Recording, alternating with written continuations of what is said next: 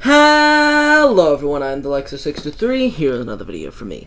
So today, as you can see behind me, over there, I have the Nintendo Labo box. And I have the piano right here. And why is that? It's because today, I'm going to be talking about this thing, Nintendo Labo. I got the,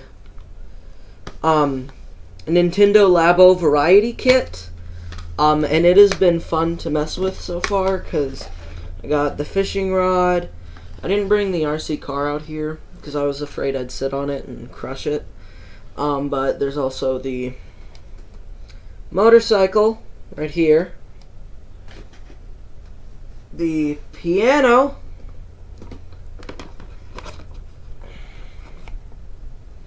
and there's also the house. I'll just move all the accessories and junk off there. Here is the house. And I just dropped my things. Okay. So anyway, let's talk about the Nintendo Labo, going through each Toy-Con individually. So first, got the fishing pole right here. It can extend like that. It's got a rope with, it's got a little thing in there, as you can see. Okay. Which I have to open that flap a lot for maintenance, because sometimes the rope gets stuck on the rubber bands, and have to fiddle around with that for about 5 minutes. One of the things I really like about this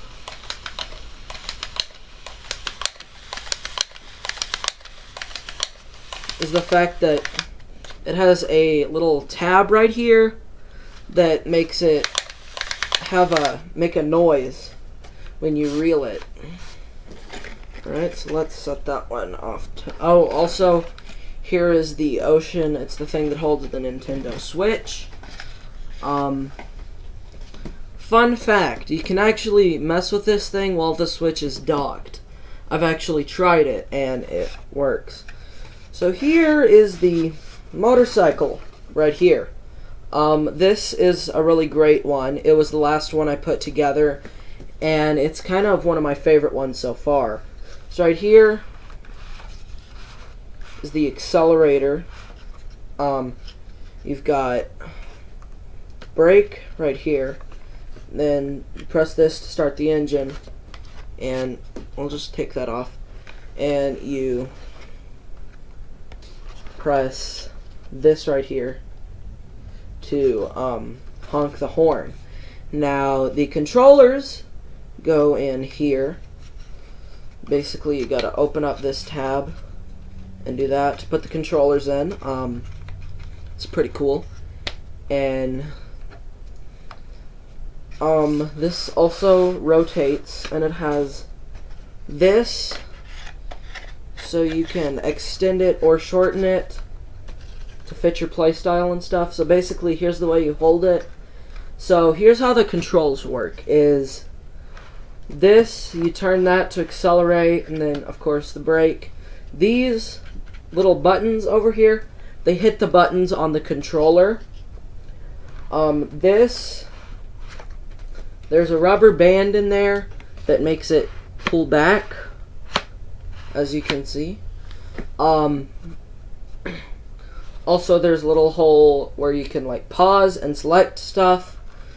Because basically, if you're like choosing your course, what I usually do is I twist it like this, and then I can mess around with it like that. So yeah, it's also on a swivel right here. That is basically just decorative. This is where you hold the switch. This one, you have to pull up this thing, put the switch in there, and then put this down like that. Alright, so next we're going to talk about the house. The house is probably one of the ones that has the most interactive. And so it's got this, the crank. That one also has a little noise tab in it. It's also got this accessory. Still have no idea what that does, but I will figure it out eventually. This is the key. Has a rubber band in it. And then this is the one that gives me the most trouble. These things are difficult, especially the stickers that are on corners. They like to come off a lot. But anyway, this one, basically, can push it like that. These little cardboard bits act as springs. But yeah, hold on. I'm gonna get something.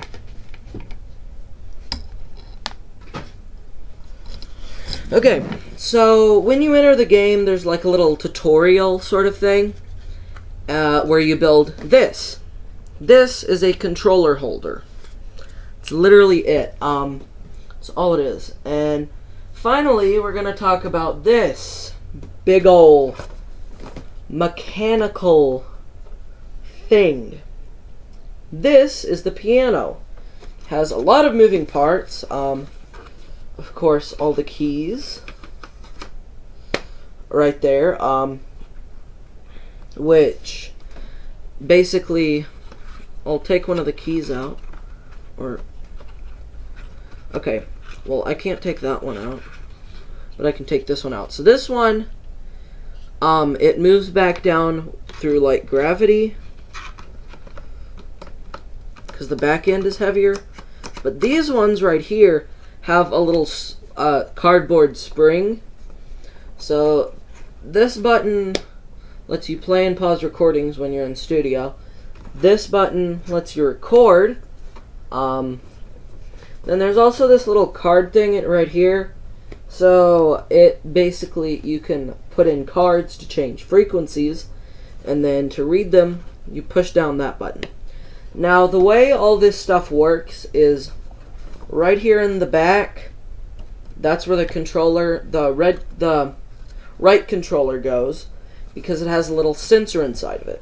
Also, this right here, that does something.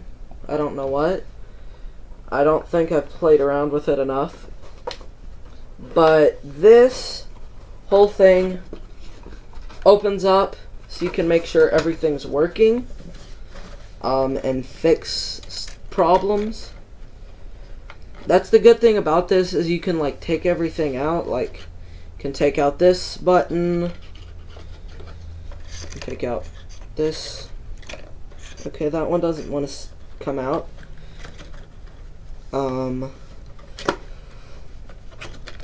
Okay, yeah, that one doesn't really want to come out. But basically, this is sort of the main thing in the variety kit. It is the biggest thing in the kit, and it is pretty much one of the main features, is the piano. So this one uses an entire sheet of stickers, and I left the accessories and stuff somewhere else. Now, I have not purchased the robot kit yet, but I will make a video on that. And you might be asking to yourself, why are you doing a game review? Well, Corbin, or Cloud Shadow, I mean, he suggested that I do gaming videos. I'm not going to do full-fledged gameplay videos. I tried that, it didn't work out. But I can do game reviews. So yeah, this is a really fun game. But the problem is it doesn't have as much variety as I'd like it to, but it's really fun to mess around with. Especially going to the Toy-Con garage, where you can basically, if you have like a bunch of controllers, I guess, then you could use this. You could do that to play a note, or you could do that to make a controller vibrate. Like, I don't know, you could do this to project a light. You can do all sorts of stuff with the Nintendo Labo Toy-Con garage. It's very fun to mess around with. So basically, the build and, the make and discover aspects of this are basically the main things here. Because of, how it... Because of, like, how much variety is in the discover and, of course, the build. You have to build these cardboard monstrosities before you can mess with them. Which I don't think they're that difficult to build. The biggest problem that I encountered was some of the fold lines weren't creasing as well as they should.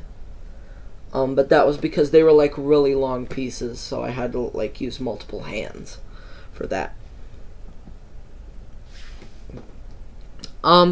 So yeah, this, you'd probably get a lot of enjoyment out of it. Now, of course, this thing